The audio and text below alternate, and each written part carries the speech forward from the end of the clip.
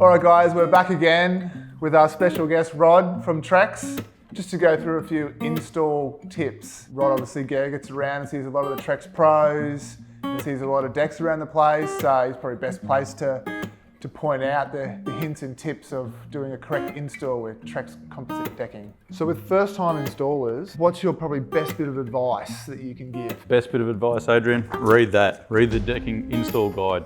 It's got so many helpful ideas in there because we all know composite has different properties to timber. Something new that's come out, basically on all of the packs that will be out there will be this QR code that has the installation guide on it. So click on that, guys, and then go through, read the instructions straight up. Any questions from that, give Decking Solutions a call, give myself a call, happy to help you out.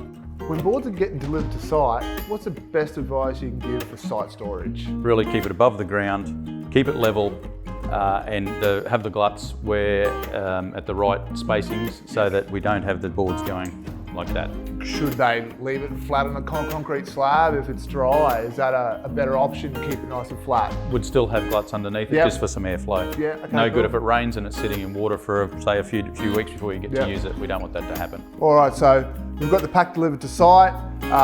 We're ready to start fitting boards. Step one. What should we do first? If you've got multiple packs, open the packs up because you're going to have to mix those packs as you use them. And that's for a colour variation. I'd even recommend measuring the boards so you know what your spacings, what your board width is. There's some small variations at times, so you need to allow for that as you're laying it. Probably the next thing you do, any boards you're putting up, really important is cutting the ends. You need to trim the ends. They come with a factory end, which is the only time it can swell a little bit. You need to trim those factory ends. I've been to plenty of job sites where they've just thrown them down. Not good. It's only about 5 or 6 mil off each end, and the boards are over length anyway. Would you recommend dry fitting boards before fixing, I should say? Yeah, definitely I would. As I said, the colour variation is something that you've got to allow for. We're trying to make it look like timber deck, and so that it's you've got the variation in colour of those boards, and you don't have blocks of the same sort of colour. So spreading them out across the deck makes it look so much better. And secondly, obviously, if there is any small variation in the width of those boards, then if you've dry fit it, you've got those gaps right, you can allow for that when you're putting it down. So obviously you're the Trex rep for the whole of Australia. You get around and see a lot of the Trex Pro installers and view a lot of Trex decks around the place. What's something that stands out in your mind that could be the best tip for someone installing it first up? Obviously it's different to timber. Composite moves lengthways in its setup, whereas timber moves across its width and through its thickness. We'd prefer to see breaker boards, but we know that can't always happen. So if you're doing butt joints, you really do need to allow for that expansion and contraction of the board. There's a few things you need to do there. You need to have a sister joist, you need to have a clip on each board, and then you have to also allow the tolerances for the movement. And that also depends on the heat of the day. So there's a few things there that will take a little bit of getting used to, and that's where some of our Trex pros can help you out with this sort of stuff, or we can help you out as well.